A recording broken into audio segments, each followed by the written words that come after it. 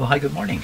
Thank you for coming and joining me in my shop here. This morning is, hey, February 29th. And what's it like outside today? You know, yesterday it was 3-4 degrees above. Today it's 15, it's minus 15. And there's a foot of snow out there. The weather's crazy. And then tomorrow they're telling me it's going to get up to 8 degrees here and melt everything away. What a crazy time. But okay, enough on the weather. What about this radio? Yeah, I'm talking about the weather because I don't know what to say about this radio. It's exhibiting a behavior which I cannot account for. That's the low B+. Yet the radio's operating. It doesn't seem to be operating as well as it could in terms of volume and stuff. So that kind of suggests a B+ problem. But I'm measuring it at 40 volts. That's very low. I think most radios would not operate with 40 volts of B+. This one seems to. So I'm quite concerned. I've made a measurement error, and that the 40 volts I believe is the B+ is not true. It's something else, and somehow I have not measured it correctly. Now I've measured it across the filter capacitors. I've measured it from cathode to plate on a tube or two, and it's 40, 40, 40, and 40 volts all the time. So, but it's not 40 volts all the time. There was a short period where this radio showed full B+, 120 volts B+. It seemed to go from the low 40 to the proper 120 very slowly. Very slowly. But it got there. All this is just weirdness. This is weirdness with a capital W. Now with the radio exhibiting the 40 volt B+, I began to check the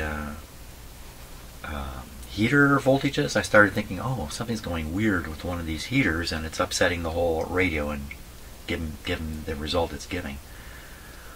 I then measured only 4 volts on the heater of the 35 W4, but I think that was an incorrect reading. I think I got the pins wrong. I was probably reading the same voltage that's driving the pilot light, the very dull pilot light in the radio. Subsequently, on the last video, the short video I posted, I more carefully measured the heater voltage on the rectifier tube because I couldn't believe what I'd gotten last time, and sure enough I got the correct voltage, or very close to it. And I also checked the 50L6 and it has the proper heater voltage or close to it. Didn't find anything there at all. So I'm staring at a radio with low B+. I've eliminated a number of possible factors and I cannot explain why it has low B+, unless I go back to I've just been so stupid and measured it wrong over and over. You could then ask the question, well, if you're measuring it wrong and there really is a 120 volt B+ in there, which I just don't believe I measured it wrong, where would I find 40 volts in a radio operating properly? I don't think it would be in there to be measured. So for many reasons I really do believe the 40 volt B+. I could proceed and change all these capacitors on the hope that I would hit one that would solve this problem, and maybe there is an old capacitor in here that's somehow related to this problem. It's possible, but I'd much rather nail it down and know for sure what is going on. This is part of what I find the most fun in doing this work, is when you come up against a wall like this where you just can't see your way forward. That's when the fun really kicks in. So what I'm going to do after giving this rather long introduction is I'm going to go and drink some coffee, and then we're going to come back in here and I'm going to come up with some kind of approach to doing something to find out something about this radio. That's the extent of my plan. Okay, yeah, coffee sounds good actually. Okay, so consulting my coffee cup, and here's what my coffee cup said. Maybe I don't have enough information to nail down the problem. I haven't got enough puzzle pieces to figure out what the puzzle really looks like. So maybe I need to make more observations. Another possibility is whoever worked on this radio previously has made an error in it, and that error is going to be hard to spot. If you make an error, like connect something incorrectly in a radio like this, especially if it continues to work fairly well like this, it can be very difficult to spot the problem. Radio's behavior doesn't really match the schematic properly. So when you look at the schematic and you think up thoughts, the thoughts you think up may not apply directly to the radio because of a small error that was made in it.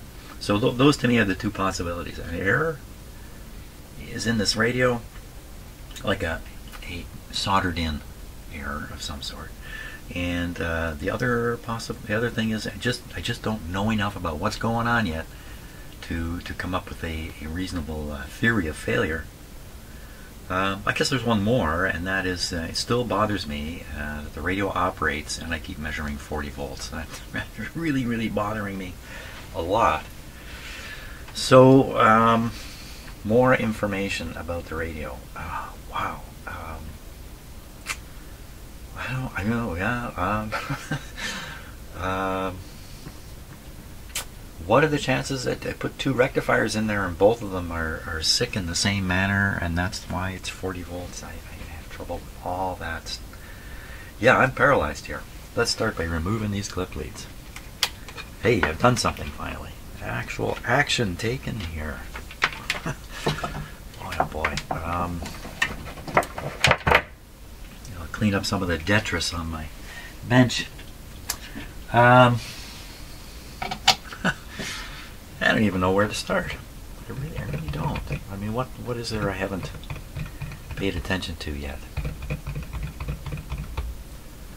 Oh boy, I'm stone cold stopped. Well, I'm not going to continue the video at this point because you're just going to hear me babble. When something comes up, I will turn the cameras back on. Well, this is extremely puzzly here. So here's the schematic, and I've colored up the B+ lines to make it more apparent to me.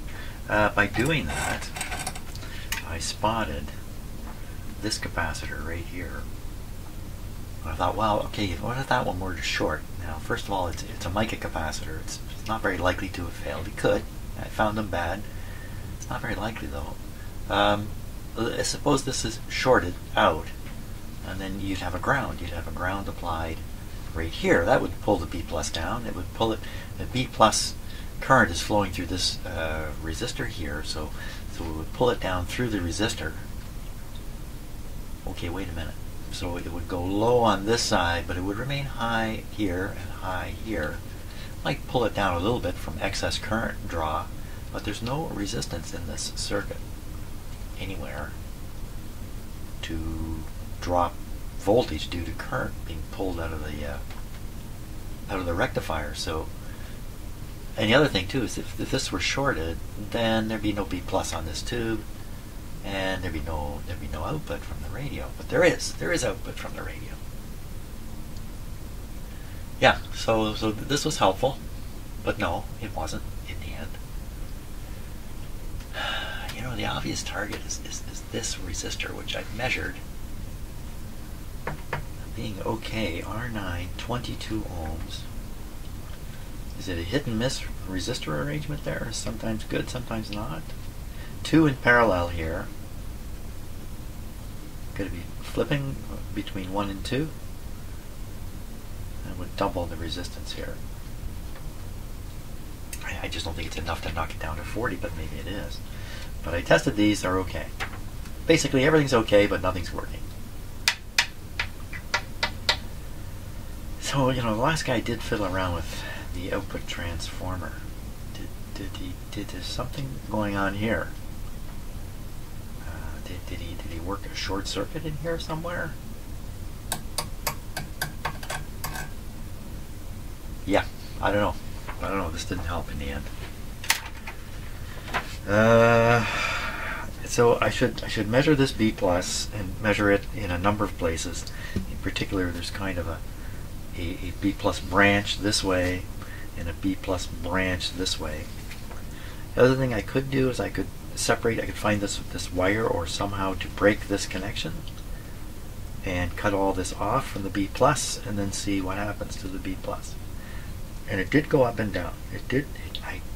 I saw it go to 120 very slowly. Very slowly.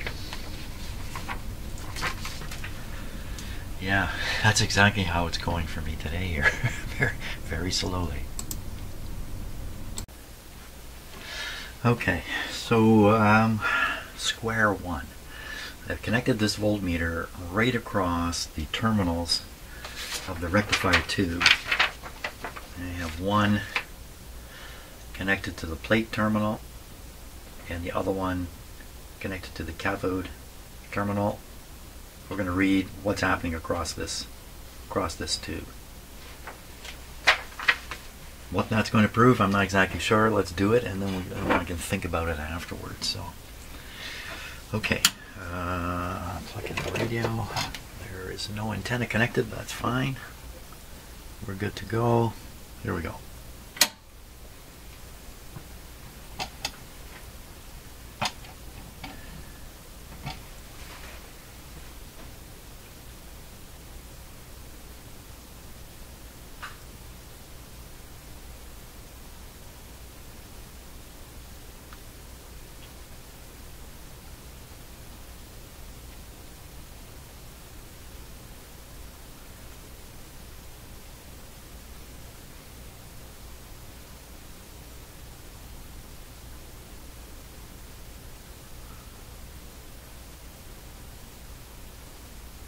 So I'm on restricted voltage here. The radio's operating at 102 supply volts.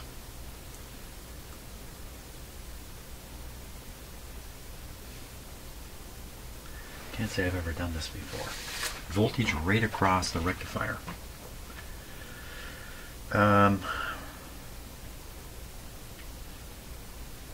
See, I have not included the resistor in the test. I'm right on the plate.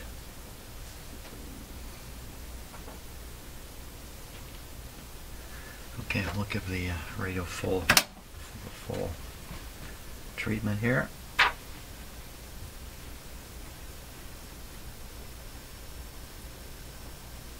It's going awfully high, I think.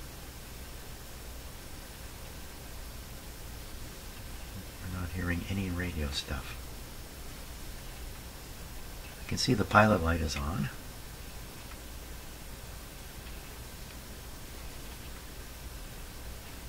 That's that same 40 volts again.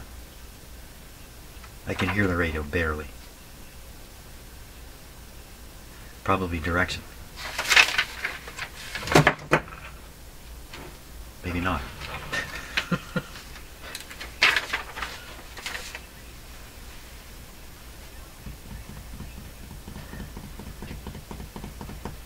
.40 volts right across the tube itself. Okay.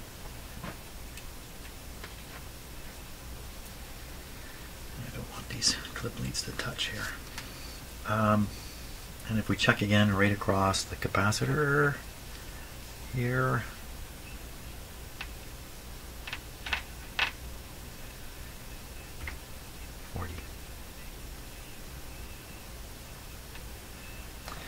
and if we check across these resistors, go back on the clip lead.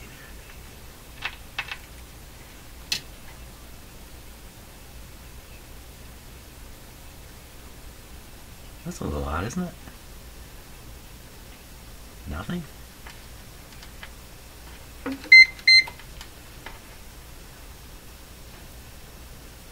a volt.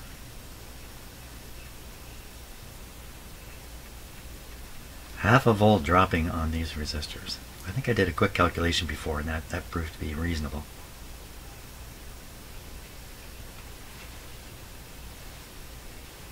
Do I hear something sizzling? No, just coming out of the speaker.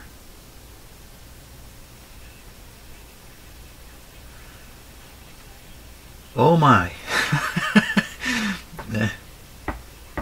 40 volts across the rectifier. Doesn't sound quite right to me. But I don't know, I'm not experienced with it, doing that test. While it's operating, what else can we look for? B plus on tubes I've never checked. Okay, so we can go, B plus is actually, how does it relate to these resistors? B plus,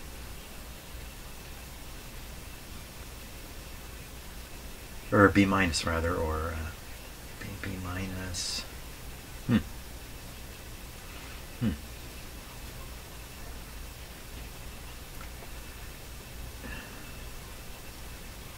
There's no voltage dropping on this resistor. So connecting to either side doesn't really affect the test results. Except if I connect to this side, all I'm really connecting to is, it doesn't make sense. Oh no, here's the return. I don't know, I'm losing it. I'm losing it entirely here. I'm fogging out. Brain fog taking over. How can this possibly be? 40 volts drop. I don't know what the proper voltage drop for a tube like that is, but I can't imagine it's 40. Okay, gotta look into that question. What is the proper voltage drop across a rectifier tube like that? And the way I was measuring it, you know, it could be problems. Could be problems with the AC voltage that's sitting there. My voltmeter, I don't know. Yeah, rabbit hole. I'm looking up from the bottom of a rabbit hole here. In a certain amount of desperation, I've asked the Bing AI if it knows anything about this situation. So I'm going to show you what has resulted from that little investigation here. So if you're not using the Edge browser, you may not have access to this, but this is the Bing. They call it, I think they call it Copilot. And so you put your question in here and you get your answers. So I've already asked the question, and so I'm going to show you what happened here, because they booped it up. What is the correct voltage drop between the plat and the cathode of a 35W4? Well, it's not a 35W4, that's the problem. Anyway, I asked them about this too, and Mr. Copilot came back with this. 35. This is an interesting answer. 35W4 vacuum tube, half-wave vacuum rectifier, serves as a crucial component in tube-based electronics. Let's delve into the specifics. Yeah, let's. Voltage drop across the 35W4. The voltage drop between the plate and the cathode of a 35W4 vacuum tube depends on its operating conditions. When used as a ballast tube solely for voltage regulation, the 35W4 exhibits a forward voltage drop of 15 volts. Now, if I measured 15 volts in this radio, I probably wouldn't be thinking any more about it. I'd probably just say, well, that's got to be some voltage drop there, 15, fine. But this, of course, is the wrong tube. This voltage drop occurs due to field strength required at the cathode for current to flow. As electrons move from the heated cathode toward the anode, they accelerate and gain energy until they collide with the anode, releasing kinetic energy as heat. Now, why is it telling me this? These AI systems, they aren't the smartest. You know, they really aren't the sharpest knife in the drawer. You got to read their answers and, you know, parse it for your own sake. Heater voltage series string. You've wired the heaters of all the tubes in series and added a 200 ohm resistor to the string to regulate the voltage. I did? I didn't do that. By doing so, you've achieved a steady state heater voltage of 122 volts. No, I don't know what it is.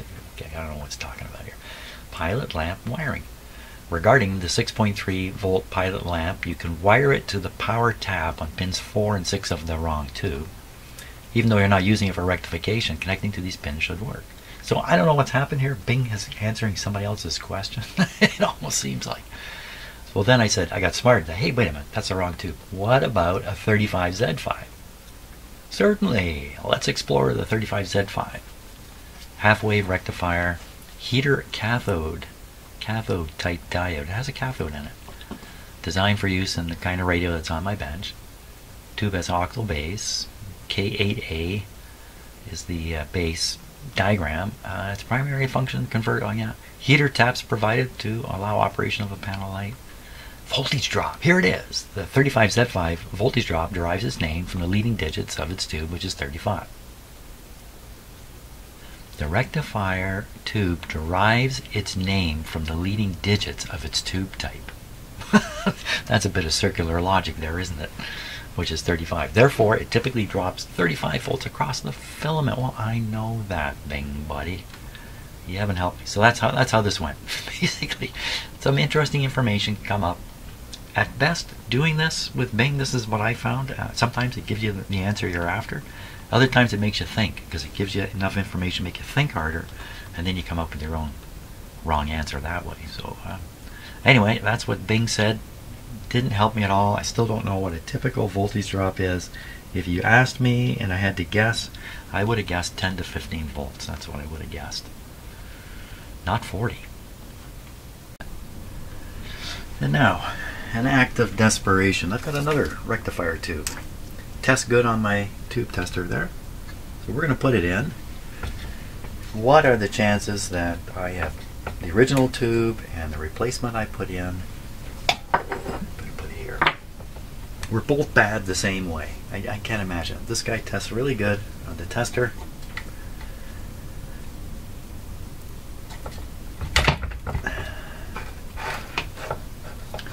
Where, oh where has my B plus gone?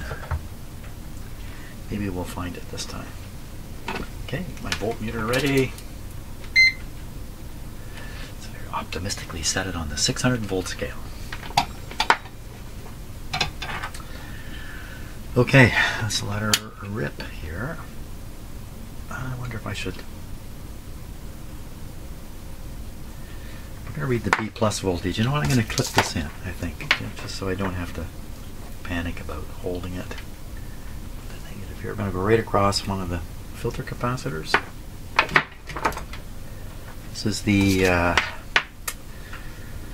the input filter capacitor, I think, which means it's the first one that's encountered after the rectifier does its thing.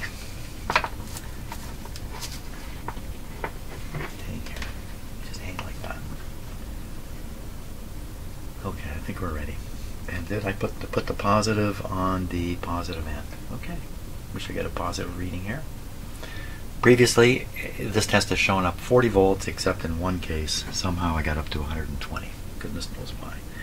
So, new rectifier, what do you say? What do you say, Mr. New Rectifier? Not saying much yet. Here we go. Up and down.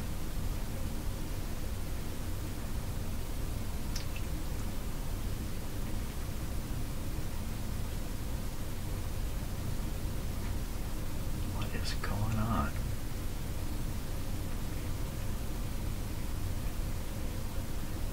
Blew right past. She's heading for full B plus.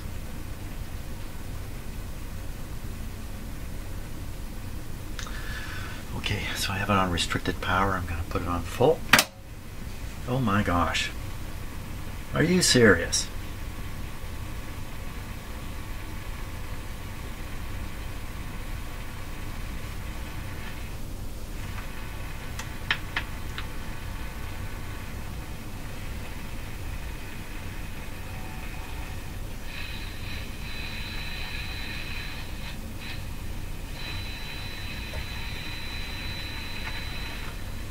So that's full volume. The volume is still low, but that could be due to other elements in here.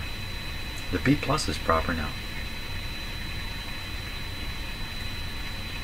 Come on, really? Oh yeah, you know what I'm gonna do? I'm gonna put that bad tube back in there. What are the chances? I'm gonna burn my hands here. Not yet. Okay, so this is the good one. It's going over here.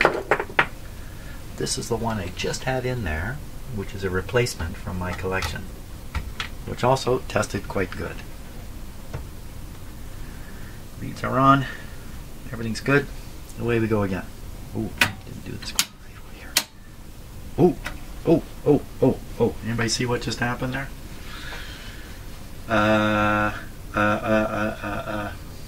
So you may not have seen it from this camera view. You can't see the light, but I hit the power and the light here just came on bright as could be.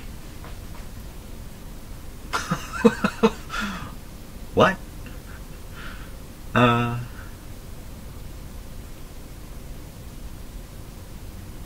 Is there something, maybe loose wiring or something going on around the socket of the rectifier tube? How do you get it bright? Like this thing was really bright. It was going to burn out for sure. How do you get it that bright? It's an awful lot of voltage dropping across the heater of the rectifier. Like what did I did I put the wrong tube in there? Am I doing something really stupid? No. Maybe I just grabbed a random tube, didn't I? 35Z5. Oh my gosh, what is happening? just when I think I got a grip on things. Okay, we'll put in the tube that worked. We'll put the tube in that was in when the radio worked. That's a better way of putting it. Gee, I wonder if there's a short in these taped up wires here, which I'm bumping around. The wires that go to the field coil are all taped up. Okay, this time I'm going to put the camera where I'll put the radio where you can see the light, because it's really exciting to see the light moments before it burns out. There we are.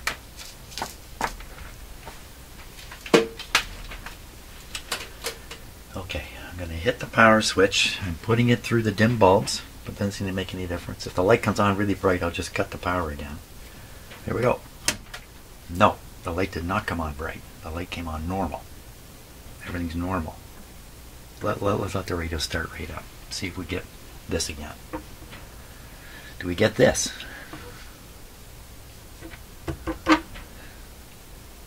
Crank it up, man. Crank it up.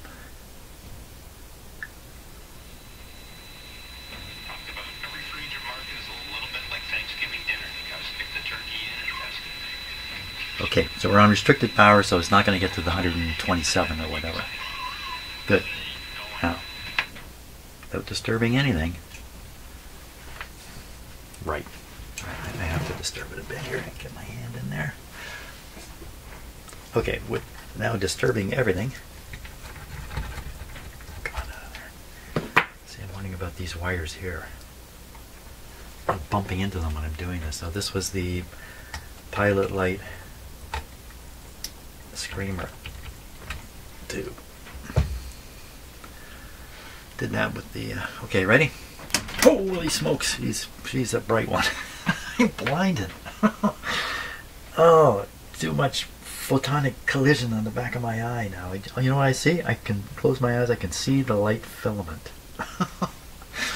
You have a permanently impressed filament there now. So this tube, what happened? That's the behavior of a shorted tube. How? That's 4 hows. That's a lot of howing. How? I'm excited. I found something here. Maybe I'm gonna break free of the malaise. Let's do that. Here, have a little bit more light. Okay, this is all set up for that kind of tube. She's going right in.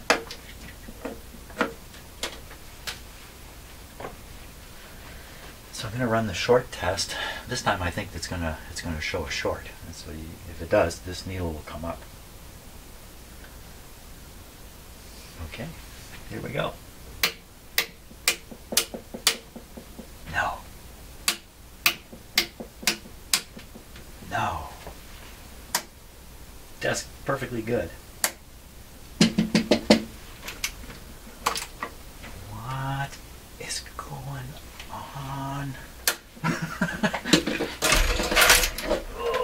And revealing another tube tester here.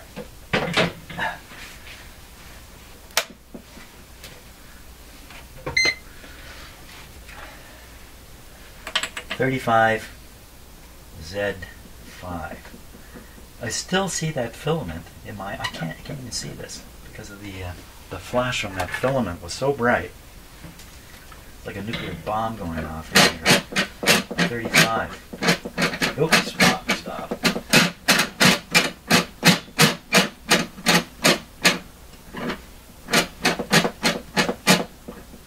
35 Z5. There it is. Coincidentally. Okay, so we set this to 35 volts, and we do that, and we go 1, 2, 3. 1, 2, 3, and 6. 13. What does this tube tester say about this tube?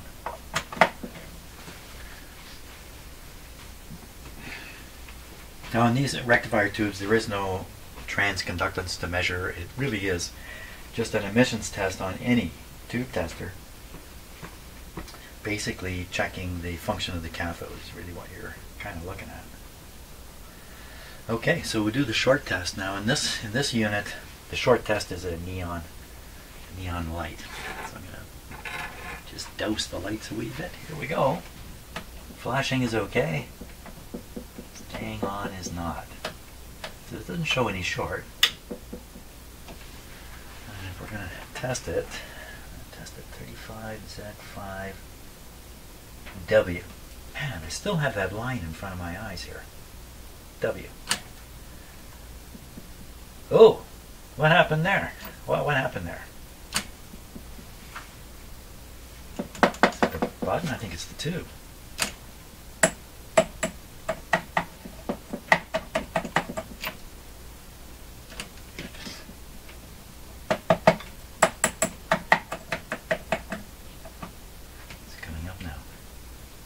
So coming up slowly like this usually indicates a heater problem.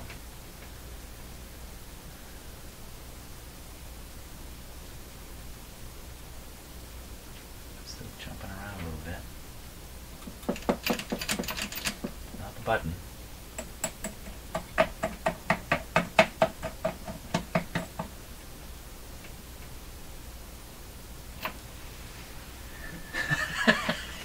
Just nothing is clear, nothing is absolute. There's gray zones everywhere with everything. Okay, so I'm going to put this is my replacement one for the original. And have I really got the right tube? 35, yes.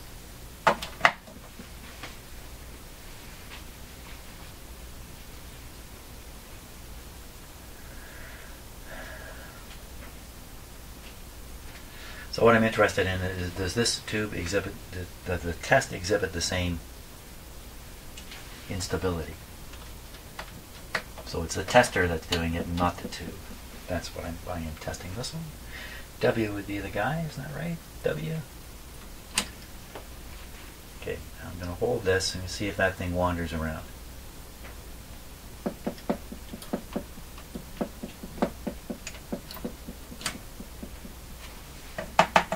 Doesn't seem to wander around. Often the buttons can be intermittent here a little bit. And that's consistent now. It hasn't done anything funny at all. So that other tube must be the funny tube. And it could be it was just in its bad state when I plugged it in the radio and got the result I got with it. Oh my gosh, I tell you, this is just the weirdest. You know, a lot of strange things happen in here. This is one of them, for sure. So we're going to put this tube in, and the other tube I'm going to set aside so I don't get mixed up. And stick that one back in. I'm going to put this in.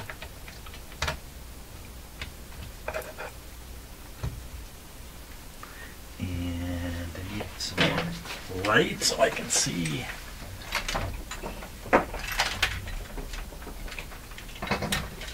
I have a nice automatic light above my bench, and as it turns out, it will not turn off, because when you turn it off, it simply goes into sensing mode, and 10 seconds later it's back on again. I cannot turn it off.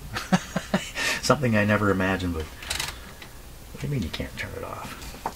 Where are we at here now? Oh, I put the other tube in. We want to test it. We want to test it. We want to test the radio again. Hi, hi, hi, hi, hi, hi, hi. Okay.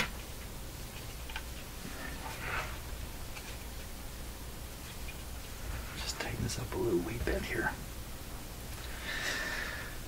Okay. Clip leads are in. B plus on one of the filter capacitors, and away we go. Okay, dim bulbs behaving normal. All is normal. Here we go with the B plus. It's just rocketing upwards like a happy radio. Look at that. It's going down. Going down probably because a load is coming on from other tubes. And I am operating with the dim bulb in. So we only have 100 volts on the radio. 100 volts. That's a coincidence. There we are. What the heck has been going on?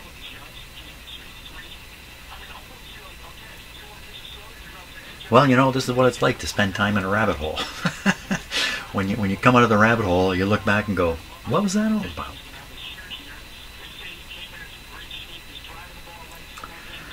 Okay. Maybe we'll give the radio a bit of a shock test here.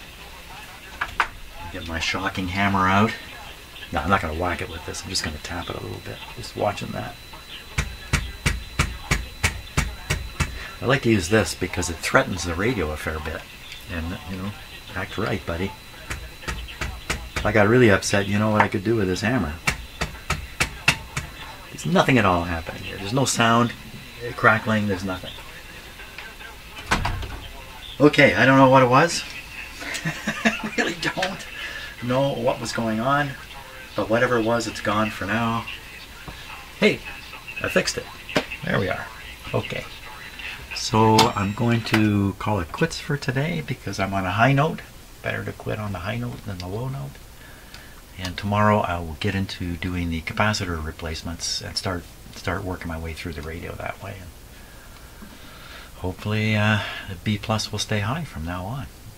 What? I don't know. Anyway, one of those things. Write it on the list. A list of weird stuff. Thanks a lot for watching, and carry on tomorrow.